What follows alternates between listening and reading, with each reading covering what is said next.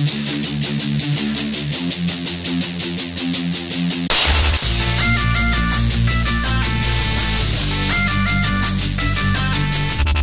what is going on you guys? It's Reese from SpedzaReviews, and today I'm going to do an unboxing of the GoPro Hero4 Session. A lot of people call it the GoPro Session. It has a range of different names, but in other words, it's the really tiny GoPro. On the outside of the box, it's got the standard GoPro sort of boxing. So you have like the clear top, you have the GoPro sort of decals and funny little pictures and everything around the bottom. GoPro Hero 4 Session can film in 1080p at 60 frames per second, and also can film in 720p at 100 frames per second. It can take pictures with an 8 megapixel camera at 10 frames per second burst, and you control this via either Wi-Fi or Bluetooth. On the box you can see there.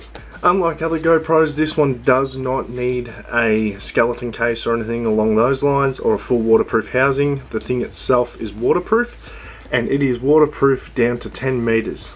On the side of the box you have feature settings, so you have Pro Tune, Highlight Tag, Super View, Auto Low Light. So I have to play around with those to see what they're like. You have all the different video options, so you have 30, 25, ultra wide frames per second. You have the 1080p, so it can film in 60, 50, 30 and 25. It can also do the field of view of ultra wide or medium. You can do 1080p super views, which films in 48, 30 and 25 frames per second, and it films in ultra wide. You can do 960p, which films in 60, 50, 30 and 25 frames per second, and also an ultra wide field of view. In 720p you can film in 100, 60, 50, 30 and 25 frames per second. It can also do an ultra wide and a medium field of view. In 720 super view you can film in 60, 50, 30, 25 and in an ultra wide frame of view. And then you've got WVGA, which is 120 frames per second or 100 frames per second, and it can also film in ultra wide. In the photos, it has 8 megapixel camera. It can do 8 megapixel photos at 10 frames per second, and it can do the time lapse of 0.5, 1, 2, 5, 10, 30, 60 second intervals. So that's pretty cool. On the back it just runs through the features of it. So it says things along the lines of lightest GoPro yet, professional quality video up to 1080p, 60 and 8 megapixel photos. It's got a built-in battery which records to up to 2 hours. It's waterproof to 10 meters, easy one button photo and video capture, built-in Wi-Fi, Bluetooth support for the GoPro app and smart remote. It's got dual mic system, so it reduces wind noise.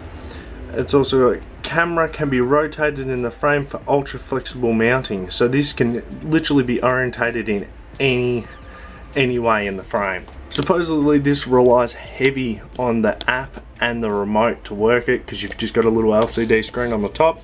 Down the bottom you've also got GoPro plugging their editing software. On the other side you have a couple of pictures, so you have a guy who's swimming or diving under a wave, and you also have a guy that looks like he's on a motorbike, but he looks like he's way too high off the ground to be on a motorbike, so who knows. The one thing you don't get is obviously an micro SD card, which most cameras don't come with micro SD cards or SD cards. So it can take up to 64 gigabytes, minimum megabytes per second. I'd probably say 32, but you'd probably want about a 60 megabytes per second SD card. In the way of SD cards, you'll want something like this. This is a 32 gigabyte extreme card from SanDisk, and it shoots up to 60 megabytes per second, so this will be more than suffice for something like this. So let's get into unboxing this little guy, eh?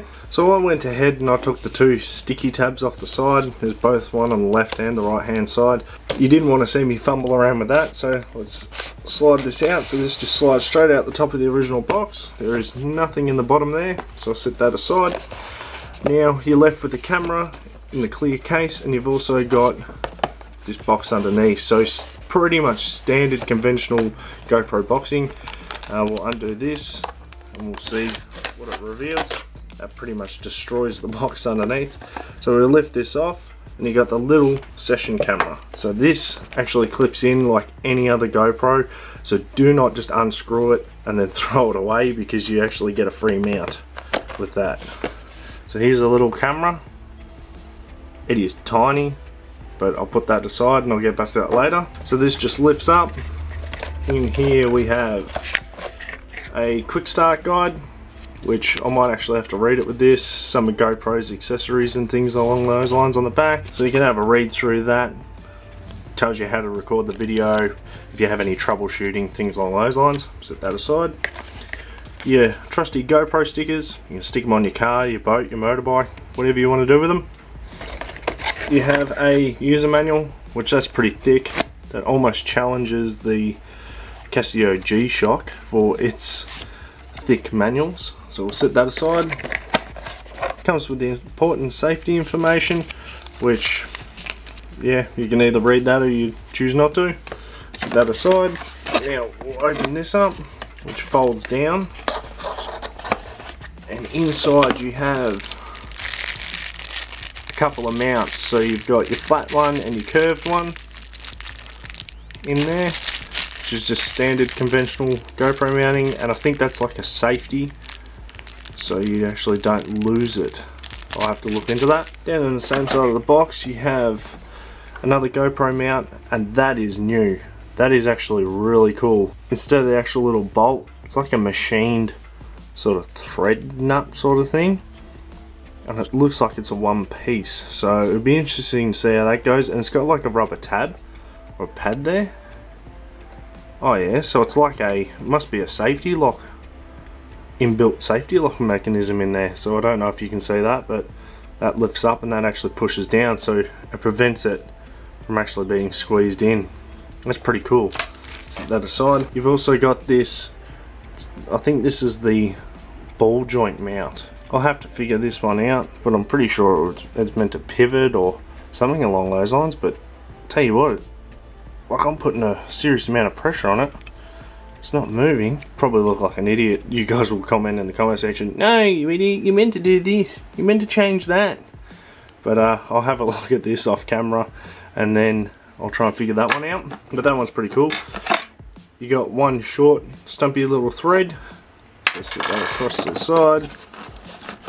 We also have, wow, you actually do get another frame. So they give you a secondary frame with it, which just clamps down and locks like that, I'd say. The frame is it's a pretty flimsy little frame. You know, it's not super sturdy. It must run on the camera on the inside, it strengthens it up somehow. But it's obviously a different mounting point. It mounts from the back opposed to directly underneath like the one on the camera does. So we'll set that aside as well. You get your trusty GoPro charging point, which I think this is different.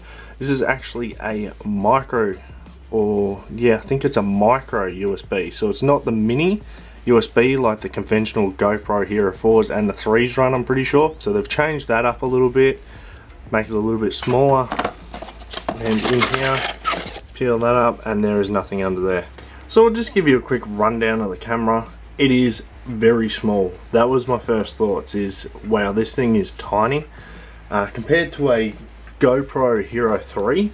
So there's the Hero 3. It's pretty much just slightly bigger than the lens on a Hero 3 Plus. Now this is the Hero 3 Plus Black, but you sit that over the top, it's pretty much just bigger than the lens. It's a lot deeper. It's pretty much the same depth as a normal GoPro with the lens, but it is a lot smaller. Like it's literally a little cube. So it just pushes out towards the front, and you can actually pull it out, and there's the camera. It is actually pretty small. It's a pretty small camera, and here's it next to obviously the GoPro Hero 3 Plus. There's it at the top. So it's pretty much the same depth as the case with the lens on it, and it's the same size as the lens, as you can see there. So it is tiny. Now on the back you have, I think it's an information button and Wi-Fi. Now on the side you have this little trap door, so pushes in or pulls back. Oh yeah, it pulls back, little trapdoor, it's spring loaded. It's got a little barcode thing there, so you can probably scan that and get something. So you got your little micro SD port, and you've also got your micro SD card slot, which that closes. That's got like a little rubber seal on it, and that closes and clicks shut. On the front you got the lens, and you've got all these little, they're tiny little Torx bits. I do not know if the camera will focus on that, but they're tiny little Torx bits. So these lenses are interchangeable. I have actually heard that these are interchangeable. I know there was a lot of debate when it first came out. People said they weren't, but they are actually interchangeable. You can buy lens kits for them. On the other side, I think it's just sealed. Now on the top, you have your little screen. Now unlike conventional GoPros, this is all you've got. You've got no LCD screen. I don't think you can plug anything into it. You just got your power button, and you got this little tiny LCD screen. So let's hit the power button. It's probably not even charged. So I won't be able to show you with it turning on or anything like that, because I don't actually think it's charged. I've hit the power button and nothing actually happened. The actual texture of the camera is pretty solid. It feels pretty solid. You know, it's a pretty solid built camera. It's like any other GoPro. Whether or not it would take a drop or an impact, I don't know. I'm not game enough to try it out. But on the sides and the top, you've got, it's like a rubberized coating, and on the front you got, I think it's a glass or a perspex sort of lens cover. Around the outside it feels like hardened plastic with the metal bolts. You got your mic there. On the back, like hardened plastic again. None of it feels like it's really metal. The lens surround actually might be metal. Don't count me on it, but it may be metal. And on the back, it's got your GoPro symbol there and your secondary mic. Now that's an indicator to tell you that it's on, and it also tells you that it's recording. And you've also got one on the front as well, up in the corner there. This pretty much concludes my unboxing of the GoPro Hero 4 Session. Until next time guys, take care.